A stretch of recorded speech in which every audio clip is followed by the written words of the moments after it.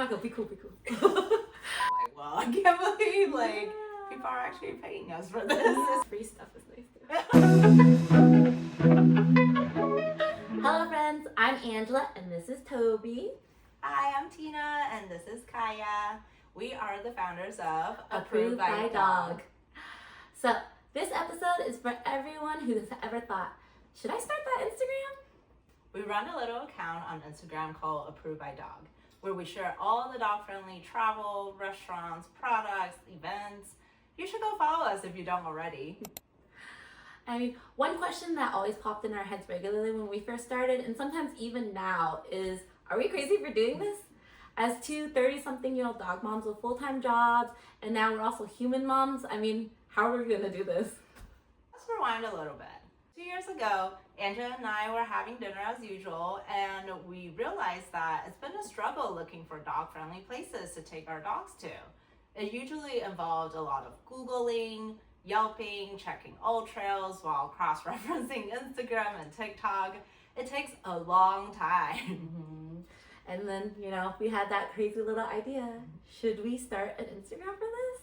I mean, we were already doing all the research. Why not just share it with the rest of the world?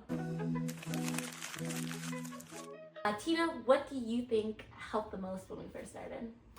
I think we definitely did our homework. Mm-hmm.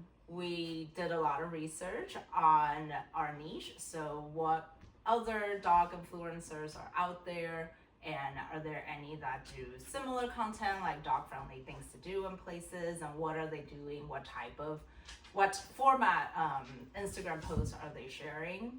So we did a lot of research on that. We spend weeks prepping the content to make sure that we have at least a month of content ready. Angela made a great Notion project, so we were very organized from the start, so that's been great. We also had to learn how to just film and edit, because that's not something we're used to. So learning how to use Premiere Pro, learning how Instagram works. I'm sure a lot of you struggle with the algorithm, and so that's something we had to get ourselves familiar with and still constantly need to learn and keep up. Yeah, and I think also one thing that's kind of different from a lot of other creators is that there's two of us. I think it was super helpful. Like, if one of us had a question or need an opinion, we could consult each other. And yeah, we can always lean on each other when we needed to. I think I would have given up if it was just me. I would not have been able to keep going. No, I think that's a great point. I think our kind of strengths also balance each other out. You're really artistic, really good with designs. I think I'm good at research, I guess. You are. Yeah, so I just randomly go on Google and Instagram and look for those things. Yeah, so I think in the end that really helped us have or carry our vision out, and yeah, I think we work really well as a team in general. That's true. yeah, I'm glad that worked out. I know. Not all friends end up working well together. Yeah, I think it's really important if you do want a partner to find a partner that you work well with, that you have the same goals and can work towards it together, because it's easy to one person takes over and then it doesn't feel like this equal and stuff for the others. Yeah, grateful for you. You too. But like Tina said, definitely figuring out the algorithm was the hardest part, I think. But I think what we also did well in the beginning was also experimenting a lot. We were willing to if one reel or post whatever but that really well, we try to figure out what went well and then try to double down and then build on that, make it even better than the iteration before. So I think that helped a lot. Yeah, and I think another thing is consistency. I'm sure you've heard that you should be posting X amount of time. And I think what we found isn't you need to post every day of the week or 5 days a week. It's about being consistent. So if you think you can realistically post 3 times a week, 4 times a week, just stick with that. Post 3 times a week, every week for a couple months. I think our first viral video didn't happen until 3-4 months in. Yeah. So just have a little patience, and it'll happen eventually. Don't give up. Yeah. I think that's another thing that helps having someone to do it with. We can be like, we can keep doing this, like we got this, and just encouraging each other like helped a lot with morale when you're only getting like 20 likes on like, something you put in 20 hours in.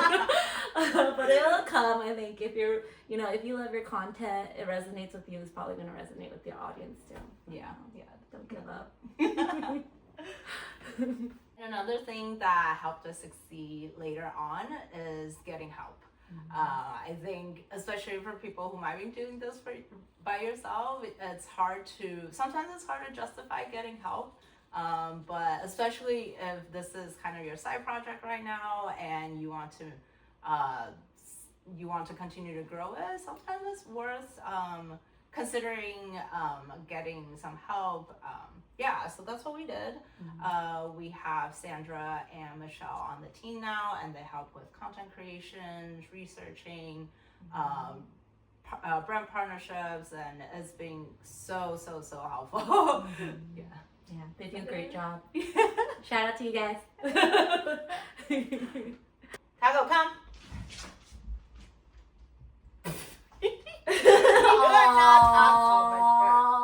Good job. Forget it. Oh, he's going. Taco's not working today. Okay, good.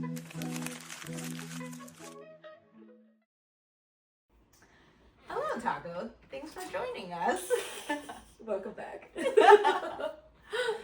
So, even though we had quite a bit of successes, there obviously have been a lot of challenges with balancing this and our full-time job and big life transition. So, Angela, what has been the most challenging?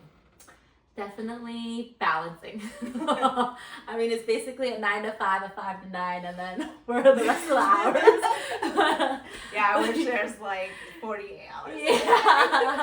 That one is the first thing that comes to mind. But I mean, this is something that's like really important to me. So I mean, you make time for the things you want to prioritize. How do I want to say that? You make time for the things that are important for you. Yeah, for sure. And just going into a bit of balancing, like why this takes so much time, or just giving a little insights of like what takes up the time. I think one, even though we've been doing this for 2.5 years, we still have to try our best to keep up with the trend. When we first started, I think using a good audio was a big thing and probably something that helped us grow at the beginning, but now it's definitely something else and it's constantly changing. So being on Instagram or staying up to date to those changes is challenging and time consuming. For sure. Keeping up with the algorithm is crazy. I think like a couple months ago it was making carousels rather than like reels, and those would get pushed out more. So just actually like checking other people's, looking at your feed, look what other people are doing, and then check the news, check the creator account. Just do your best. Doing our best to try to keep up with that, I think, has helped. But it's always hard. So even though there's like a lot of challenges, it's definitely very rewarding. I think one thing for us is whenever we get DMs from people that just express like appreciation, or when they go on a trip and they DM us and let us know like they went to all the places we recommended and they loved it. I mean, I love that. Because we do put like a lot of work into it, so it's like very satisfying to be able to share it with other people, and that it makes it a little bit easier for them and they're able to enjoy it with their dogs too. And at the end of the day, that's kind of why we set out to do this. So it feels really nice hearing that other people are able to experience the same things that we're experiencing, except like not having to do all that research up front. So like it makes what we're doing worth it. So. I wish there was someone who could do it for us. No, I'm just kidding. It's great. I think we actually both really like researching stuff. And just like trying new things and like obviously checking our dogs out. It's so nice to like see the dogs go on new hikes and like smelling everywhere and getting excited about things. I think that's another thing we're doing this. Like we want to spend more time, more quality time with our dogs. So seeing them enjoying these experiences mean the world. Yeah, it's so worth it when we're outside and Toby just frolics across a field or something. It's so cute. Yeah. I think in addition to that, meeting people was something I wasn't really expecting, because when you're in like the world of content creation, you're kind of just doing your own thing, like you're recording and stuff. But it's so nice to like connect with other like business owners or like content creators or just like people that enjoy spending time with their dogs, and then like so we don't feel like we're the only crazy dog moms out there. There's actually a lot of you that also love taking your dogs everywhere. Oh, and the free stuff hasn't been bad either. I mean, technically it's not free because of course like we are recording, we are editing and like making content for like the places that it might be like a hotel stay or like products. But yeah, it's nice being able to like go and enjoy ourselves there and also get recognized by the brands that we love, and then to be able also to like share it with everybody else. Yeah, that's true. I remember when we got our first big deal, that was like, well, I can't believe like people are actually paying us for this. It started out as just like a hobby, like something for fun. So it's nice. It's good like validation that we're actually doing something meaningful. For sure. Circling back, is it possible to become a content creator in your 30s? No, definitely. I think there's no age limit on becoming a content creator. I think you have to find kind of what you're passionate about and your niche, and something that keeps you going, especially if starting out this is not your full-time thing. You need that kind of drive, that motivation to keep you going. And at the beginning it might be a little slow, but it's definitely possible. Yeah. And creating content that you would love to see as well, I think you'll find your people. I think my biggest advice for people who may be just having that little crazy thought in their head too is you just gotta do it. Yeah, that's the hardest part, just taking the first step and posting that video. Yeah. Like when we look back and at our feed from when we first started, it's very cringy. A little bit. But we just did it, and you just keep doing it, you keep getting better, and eventually, you're gonna find people who also resonate with what you're sharing, and are happy to be on this journey with you. Thank you everyone for joining us for the very first episode of our little podcast.